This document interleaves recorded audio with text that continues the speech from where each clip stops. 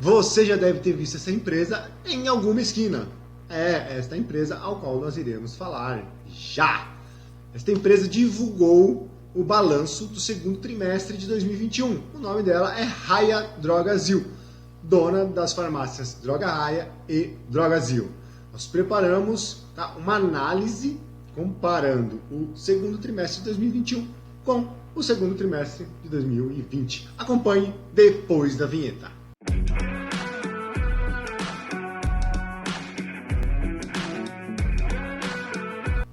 Seja muito bem-vindo ao canal Virei Economista. Aqui todos nós viramos economista.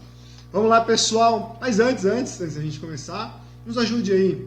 Dê um joinha no nosso vídeo, se inscreva no nosso canal e ative as notificações. Assim, quando a gente postar algum conteúdo, você não perderá nada. Então, chega de enrolação e vamos para a análise. Uma análise muito rápida, pessoal. Preparei alguns slides aqui.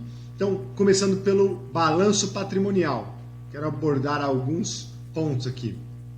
Ativo circulante, ativo não circulante da empresa, praticamente se manteve de um ano para o outro. É muito importante, principalmente uma varejista, ter a maior parte do seu ativo no ativo circulante. Tá? É o que gira a empresa no período de 12 meses. Tá? Então, é muito importante. Existe uma escala. Quanto maior a concentração do ativo no ativo não circulante, maior o risco. Tá? Quanto maior a concentração do passivo aqui, ó, laranjinha, quanto maior a concentração do passivo no circulante, aí já é o contrário, maior o risco também. Então é interessante que a empresa tenha a maior concentração nos ativos circulantes e a menor concentração dos exigíveis no passivo circulante. Ativo circulante são os direitos, bens e direitos, tá? O ativo total. Então é mais interessante que tenha os ativos, a maior concentração no ativo circulante. Tá? Muito bem. Já no passivo, é interessante que tenha a maior concentração no ativo não circulante. Tá? Então, outro ponto que a gente deve analisar é o índice de liquidez corrente. Ou seja, se para cada um passivo ele tem um ativo ou mais. Tá? Então, para cada um passivo, ele tem circulante. Tá? Passivo circulante. Para cada um passivo circulante aqui, ó, que está dando 4,827509 bi, ele tem 1,45 ativo. Ok? Então, ele consegue cumprir com as exigências de curto prazo. Então, aí, tranquilo até aí, tá bom? O patrimônio líquido da empresa, 33%, um ano para o outro não mudou muito, tá? A maior concentração do capital é capital de terceiros, tá? Depois a gente vai ver as dívidas onerosas, se é grande ou não, mas a maior concentração do capital é capital de terceiros, fornecedores, entre outros, tá?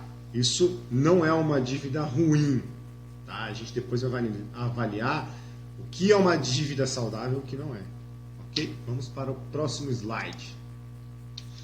DRE. Então a empresa aumentou em 32% a receita dela, mas será que o lucro, a margem operacional, a margem bruta acompanhou?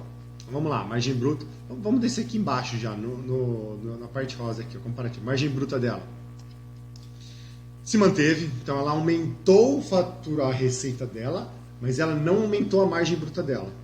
Né? Quanto maior a margem bruta, mais a capacidade de competir com a concorrência ela tem. A margem bruta é muito importante por conta disso. Quanto maior a margem bruta. Margem operacional, mede a eficiência da operação da empresa. Ela aumentou, melhorou bem a margem operacional, apesar ainda de ser uma margem operacional baixa devido ao segmento. Margem líquida também, o segmento tem uma margem muito apertada e ano passado foi 1%, ela aumentou. O que contribuiu para esse aumento? Aí o EBITDA dela, que é a capacidade de gerar caixa. Não é o que ela gerou, é a capacidade. O EBITDA é retirado do DRE, que é por competência. Né? Na verdade, ele é o EBIT, mais a amortização e depreciação, que é tirado da demonstração de fluxo de caixa. Okay? Então, ele também melhorou a eficiência na geração de caixa. Na capacidade de geração de caixa. O que contribuiu para melhorar a margem líquida dela? custo de bens e serviços, tá? Ela diminuiu o custo em 1,5%, comparando um ano com o outro. Isso na questão de quando você pega uma análise vertical, por exemplo, custo, análise vertical, eu falei aqui, ó, a margem bruta foi a mesma, e foi, mas comparando com a análise vertical, ou seja, o custo bruto dela o resultado bruto dela para com o faturamento é análise vertical. Então tá aqui, ó, 28,8. Ano de 2020. A margem bruta, o resultado bruto dela para com a receita bruta dela foi de 28. Porém, se você fizer uma análise horizontal, pegar o resultado bruto absoluto com o resultado bruto absoluto de 2020, dividir um pelo outro, você vai ter um aumento de 36%. Então, ela aumentou o resultado bruto dela em 36%. Tá? Mas a margem bruta dela se manteve. Por quê? Porque a receita aumentou, mas os custos também aumentaram. Então, aqui a gente tem os custos dela, se a gente comparar em números absolutos, aumentou de um ano para o outro. Tá? Mas, se você pegar o custo bruto, o custo dos bens, né? E comparar com a receita dela, foi igual, tá? Ou seja, os custos dela aumentou conforme a receita, beleza? Então é isso aí. Então assim, os custos dos bens e serviços dela teve uma diminuição de 1,5% numa análise vertical das porcentagens, horizontal das porcentagens, ok? Na margem mesmo, tá? Não dos números absolutos. As despesas também, uma diminuição de 3,5%. Tá? Se você pegar as despesas aqui, ó, ela diminuiu de 25,4% para 21,8%, comparando com a receita. Tá? Muito bem, não confundam uma coisa com a outra. Porque se você comparar as despesas dela em números absolutos, ela aumentou. Ela aumentou. Mas, se você comparar com a receita dela, ela diminuiu. Tá? Ou seja, a receita dela, 2020 está aqui. A receita dela de 2021 subiu. As despesas dela de 2020 está aqui. A despesa dela de 2021 subiu, mas não subiu tanto quanto a receita. Tá? Então, por isso que a margem operacional dela aumentou. Se você pegar a margem operacional dela, ó, saiu de 2,6 para 6,9. Tá? Parece ser confuso, pessoal, mas não é. Se você analisar bem, parar, pensar, você consegue compreender.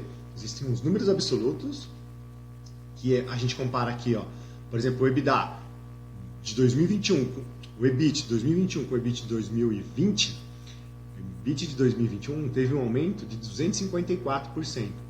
Porém, se você pegar ele com relação ao faturamento dele, você vai ver que saiu de 2,6 para 6,9. Ok? Espero que vocês tenham entendido. Então, o que contribuiu foi isso. A diminuição dos custos, a diminuição das despesas, o aumento do resultado financeiro. Ela teve um resultado financeiro melhor, tá? Pouquinha coisa, quase nada não influenciou. E o imposto de renda contribuiu negativamente, tá? Ela pagou mais imposto de renda. Beleza? Espero que vocês tenham compreendido essa parte aí, pessoal. Vamos para o próximo. Fluxo de caixa. Ela aumentou o fluxo de caixa operacional dela, o fluxo de caixa da operação, 2.472% em números absolutos de um ano para o outro. Tá? Saiu de 10 foi para 270 milhões. Fluxo de caixa de investimento, eu vou abordar os principais aqui. O que é? Isso aqui é o quanto ela investiu, tá? O quanto saiu para investimento. Então, ela aumentou também os investimentos, ela investiu mais. Tá? E o fluxo de caixa de financiamento. Ela pagou mais dívidas, seja para acionistas, seja de financiamentos, pagou mais dívidas do que entrou. Ano passado, ela captou mais do que pagou dívida, então ficou positivo ano passado, esse ano ficou negativo. Tá? Fluxo de caixa livre, com isso o fluxo de caixa livre deu negativo, tá? O fluxo de caixa livre, 108.868. Vocês vão ver números diferentes. Tá? Existem os números da empresa, que são os números ajustados. Você entrar lá no RI da empresa, você vai ver os números ajustados. Por exemplo, o EBITDA, o EBITDA ajustado, muita gente fala isso. Eu peguei aqui os números de acordo com as normas da CVM. Tá Então peguei isso aqui no site da CVM. Tá? A empresa pode divulgar os números ajustados, mas elas também têm que divulgar o número de acordo com as normas da CVM, que é os números que eu estou divulgando aqui. Isso até gerou algumas dúvidas aí, ok, pessoal? Então vamos acelerar, que o tempo está curto. Então a margem de fluxo de caixa dela aumentou. O crescimento dela, se a gente pegar aqui o quanto ela depreciou, o quanto ela investiu, foi negativo. Ela depreciou mais do que ela investiu. Tá? Uma empresa que está em crescimento acelerado, uma startup, uma empresa que está em crescimento, tem que ter um investimento maior do que uma depreciação. Tá? Tem que ter. Para a empresa crescer. No caso aqui dela, ela depreciou mais do que cresceu. Isso é muito comum em empresas que já estão estabilizadas ou que estão em decadência. Tá? Aí é uma outra análise. A gente está analisando apenas números. Ela depreciou mais do que investiu. Beleza? Vamos para o próximo aqui. Ciclo financeiro dela. Tá? Ela tem uma necessidade, aqui eu vou abordar 2 pontos rapidinho. Tá? O ciclo financeiro dela é de 309 dias. Tá? E a necessidade de capital de giro dela é de 41%. Então ela tem uma necessidade de capital de giro de 41%. A empresa que está a zero ou negativa, ela não tem necessidade de capital de giro. Quanto maior o ciclo financeiro da empresa, maior a necessidade de capital de giro. Quanto menor o ciclo financeiro. Por quê? Se ela tem um ciclo financeiro negativo, por exemplo, o ciclo financeiro começa quando? Por exemplo, ela compra, existe o ciclo operacional, quando ela compra o produto, tá? Existe o ciclo financeiro. Tá? Ela vende o produto para o cliente, ela paga e ela recebe. Tá? Então, esse ciclo financeiro tem empresas que vendem e recebem e depois pagam. Isso é um ciclo financeiro negativo. É ótimo, a empresa tem um giro muito rápido. Aqui, ela não tem um ciclo financeiro muito curto, tá? Mas também não é muito longo. Já vi empresas com ciclo financeiro de 1000 dias. Tá? Endividamento geral. Ó, o endividamento geral dela é 66%, a gente viu lá. Mas o oneroso dela é 11%. É uma dívida saudável? Vamos analisar. O EBIT dela consegue cumprir com as despesas financeiras, ou seja, com os juros, consegue pagar? Consegue. O índice de liquidez de cobertura de juros é de 4,53. Era de 1,39, ela melhorou. Então ela consegue pagar os juros dela. E qual a alavancagem dela anual? Ou seja, o que ela tem de dívidas. O que o EBITDA dela, o EBITDA aqui embaixo, a capacidade de gerar caixa dela consegue cumprir com as dívidas. Então assim, qual o prazo? Em menos de um ano. Em menos de meio ano, as dívidas que ela tem, a capacidade de gerar caixa dela consegue cumprir com os exigíveis dela, ok? Então vamos lá, desempenho. Aí tem um outro índice aí que a gente vai medir. Então é uma dívida saudável, beleza? Mas tem um outro desempenho que a gente vai falar se é uma dívida saudável ou não. Desempenho dela, ela melhorou. Aqui a margem líquida a gente já viu. O giro do ativo dela melhorou também, ou seja, qual é o giro a receita que ela teve, qual o índice de giro do ativo dela, 0,45. Tá? Se fosse 1 para 1, nossa, seria excepcional. Tá bom? Quanto maior o giro do ativo, maior o ROA dela, que é o retorno sobre o ativo, sobre os ativos dela. Return on Assets, ok? Então ela melhorou de 0,36 para 1,81. Alavancagem do PL. Quanto maior alavancada a empresa, maior vai ser o retorno para o acionista, desde que seja uma dívida saudável, que é o ROI, Return on Equity, tá? Retorno sobre o patrimônio líquido, que ela aumentou também de 1,12 para 5,40. Isso aqui é o retorno para o acionista. Por exemplo, quando você vai investir numa empresa, qual o retorno dela? Tá? Não estamos falando em retorno de aumento de capital.